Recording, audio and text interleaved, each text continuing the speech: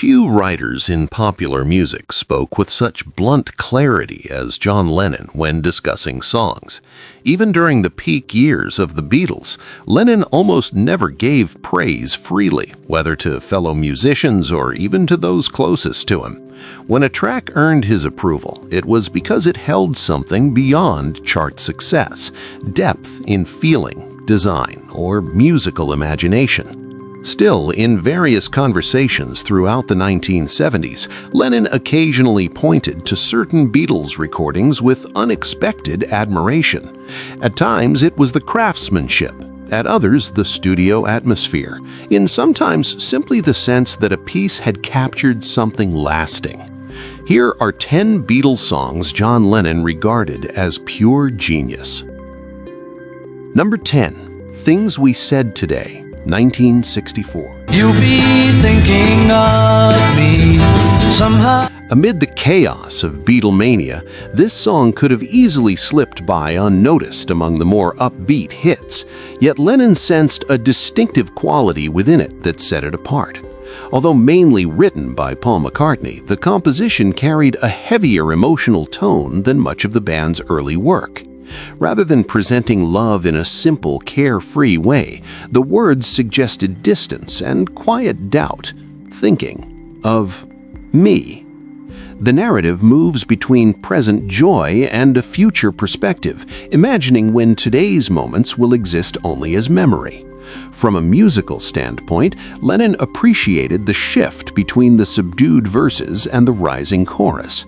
That contrast created a subtle melancholy, something uncommon in the group's early recordings. In later reflections, Lennon acknowledged that McCartney had crafted something more advanced than audiences initially recognized. During sessions at Abbey Road Studios, producer George Martin played a key role in shaping that mood. The simple acoustic arrangement and controlled dynamics kept the emotion clearly in focus. Looking back, Lennon felt the track hinted at the direction the band would soon explore. What appeared to be another Beatlemania love song was quietly pointing toward more ambitious ideas. And in Lennon's view, that understated ambition made the song a small yet undeniable example of songwriting brilliance. Number 9, Hey Jude, 1968. When McCartney introduced the song to the band in 1968, its uniqueness was immediately obvious. Running over 7 minutes, it broke nearly every expectation of radio-friendly structure. Yet to Lennon, the piece came remarkably close to perfection. Originally, McCartney wrote it as a message of comfort to Julian Lennon during the difficult separation between John Lennon and Cynthia Lennon. What started as a gentle piano piece grew into one of the group's most powerful recordings. Lennon later admitted he considered it among McCartney's finest works. What stood out most to him was the emotional honesty in the lyrics. Instead of relying on clever phrasing, the song communicated with direct simplicity. In the studio, George Martin initially worried the long na na na. But Lennon firmly disagreed with that concern. He felt the repeated refrain was exactly what gave the song its hypnotic strength. As layers of voices, instruments, and orchestra built up, the track evolved into something almost communal. Lennon later noted that its brilliance came from McCartney's instinct to trust the melody and let it expand naturally. Rather than complicating the idea, the song allowed it to unfold into one of music's most iconic finales. For Lennon, that ability to create something simple yet universally powerful defined true songwriting genius. Number 8, Michelle, 1965. Among McCartney's melodic experiments of the mid-1960s, this one stood out strongly to Lennon. At first, the piece had a light-hearted origin. McCartney had once used the melody as a playful mock French tune at art school gatherings in Liverpool. But during the creation of the album Rubber Soul, the idea returned with greater purpose. The final lyrical touch came through Lennon's input. When McCartney struggled to finish the words, Lennon contributed the now famous line, "I love you," giving the song its emotional core. I love you, I love you, I... Despite its softness, Lennon later expressed admiration for its compositional depth. The sophisticated chord changes and blend of English and French gave it a refined character uncommon in pop music. Under George Martin's guidance, the arrangement stayed restrained and elegant. Built around acoustic textures and subtle harmonies, the track leaned toward a European chanson style. For Lennon, the song's strength lay in its quiet confidence. What sounded effortless was actually harmonically intricate, a balance rarely achieved in pop writing. In hindsight, Lennon saw it as one of McCartney's most polished achievements. Within Rubber Soul, it marked a band increasingly willing to move beyond standard rock conventions. Number 7. Help, 1965. By 1965, life within the Beatles had shifted dramatically. The constant touring, overwhelming crowds, and global fame had transformed the experience into something far more intense than it once was. As John Lennon later explained, Help marked the first time he openly acknowledged how overwhelming his life had become. Primarily written by Lennon for the band's second film, the track on the surface resembled another lively pop release. Its upbeat rhythm and energetic sound masked the vulnerability hidden underneath. Yet in hindsight, Lennon made it clear the words were entirely genuine. He described Help as a real plea for support during a period when fame felt increasingly isolating. The line, "Won't you please, please help me?" was not crafted as a catchy refrain, but expressed the emotional strain he was experiencing. Under the guidance of George Martin, the recording struck a balance between urgency and mass appeal. The brisk pace, tight vocal harmonies, and sharp guitar work helped the song succeed as a hit. Looking back years later, Lennon said he remained proud of the track for its honesty. Rather than just another popular single, it became one of the earliest moments where genuine feeling broke through the machinery of Beatlemania. And for Lennon, that honesty is what elevated the song into true songwriting brilliance. Number 6. I Am the Walrus, 1967. Few Beatles recordings reflected Lennon's imagination as vividly as this one. Created during the band's experimental phase in 1967, the song drew from his fascination with absurdity and surreal ideas. Part of its origin came from a letter sent by a student in Liverpool explaining that teachers were analyzing Beatles lyrics in class. Amused by that idea, Lennon decided to make interpretation almost impossible. The result became a deliberately chaotic mix of bizarre imagery. References like Semolina Pilchard, Eggman, and the statement, "I am the walrus," added to its surreal nature. Despite the apparent nonsense, Lennon viewed it as one of the band's most inventive works. Working closely with George Martin, the group built a dense and layered soundscape. Orchestration, choir elements, and studio effects transformed the track into something theatrical.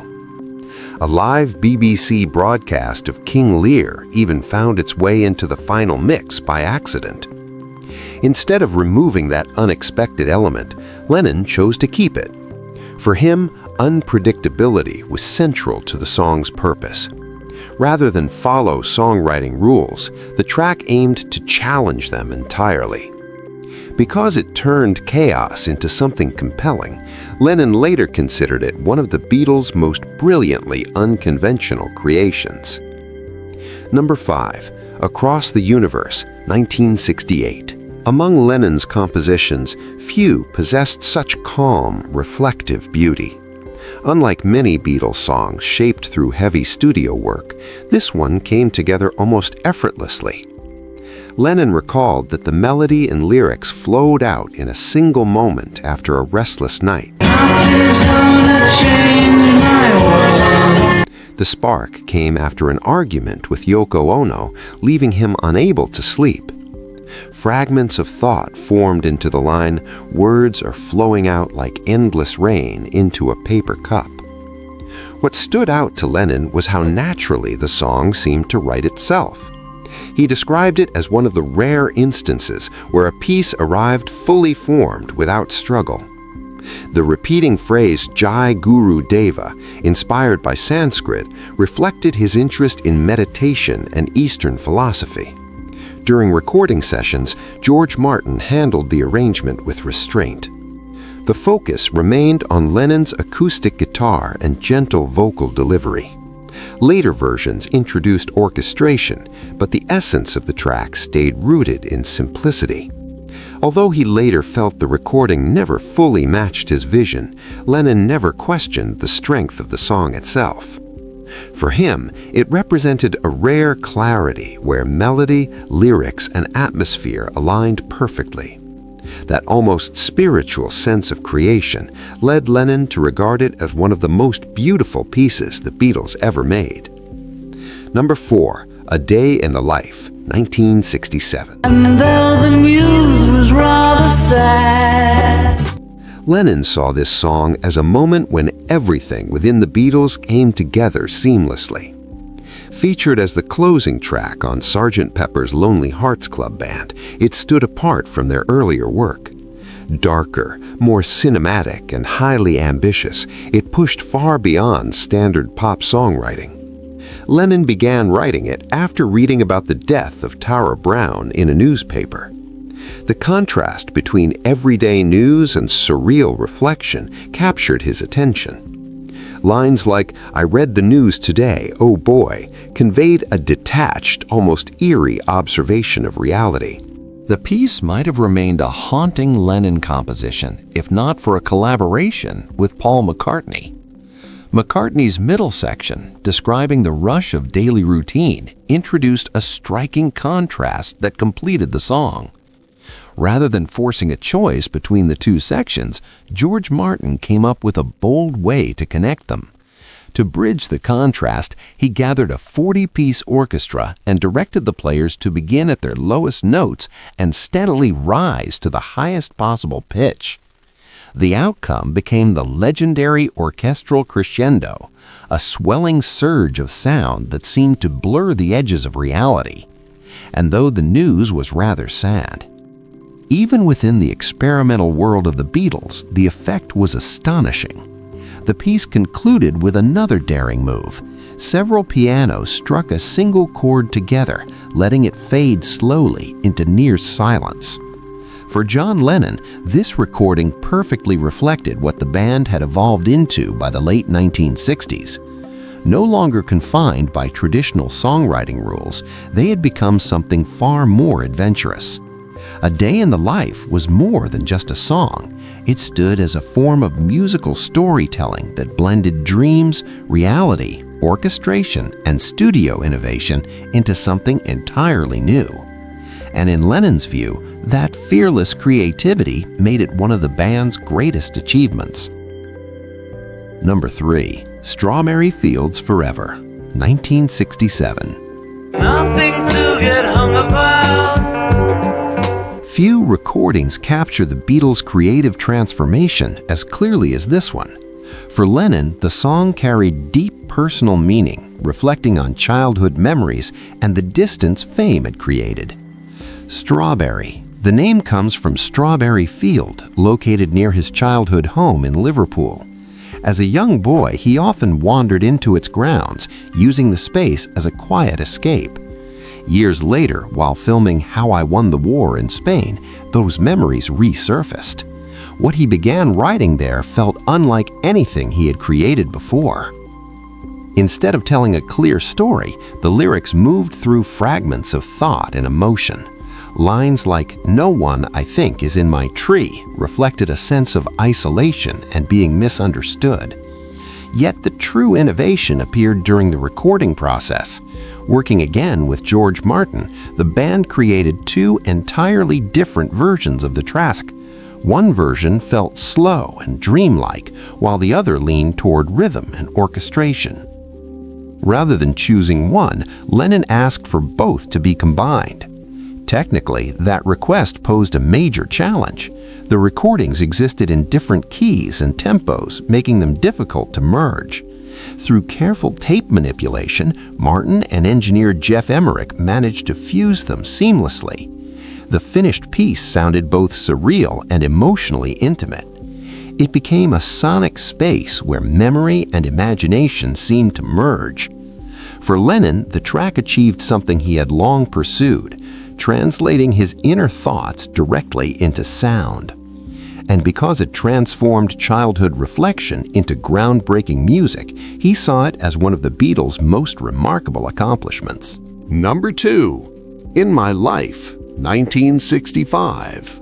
Places have their moments. Among Lennon's mid-1960s works, this was one he openly took pride in. During the making of Rubber Soul, his writing began shifting toward more personal themes. Moving away from simple love songs, he started exploring deeper subjects. These included memory, identity, and the passage of time. Forever not. Reflecting on his youth, Lennon revisited places and people from his past in Liverpool.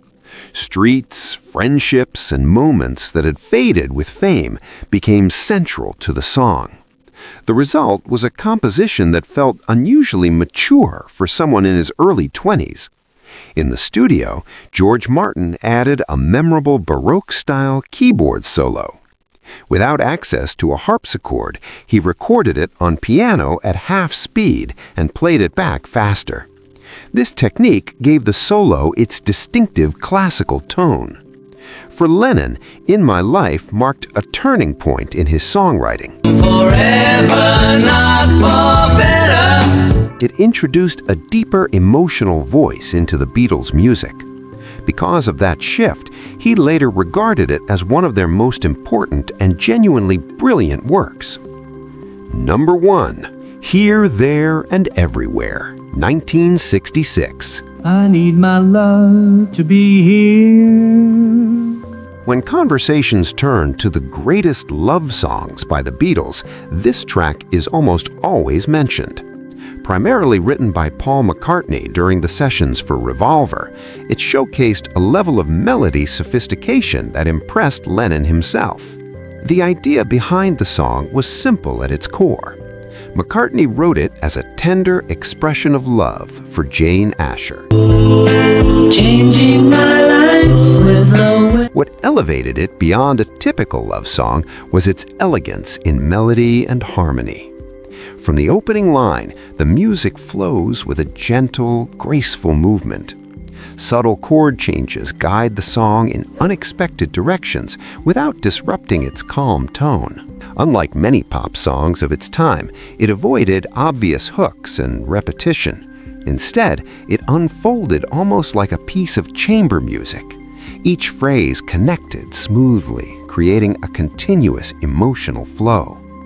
In the studio, George Martin helped shape a delicate arrangement to match that mood. Soft guitar lines and layered harmonies built a subtle, atmospheric sound. Influences from the Beach Boys, especially the work of Brian Wilson on Pet Sounds, can be heard in the vocal harmonies. For Lennon, however, the song's strength came from its emotional clarity. There was no irony or surreal imagery involved. Instead, everything depended on melody, balance, and sincerity. And because it achieved such beauty through simplicity, Lennon viewed it as one of the Beatles' most quietly brilliant recordings. In the end, it stood as a perfect example of songwriting excellence, even by Lennon's own demanding standards.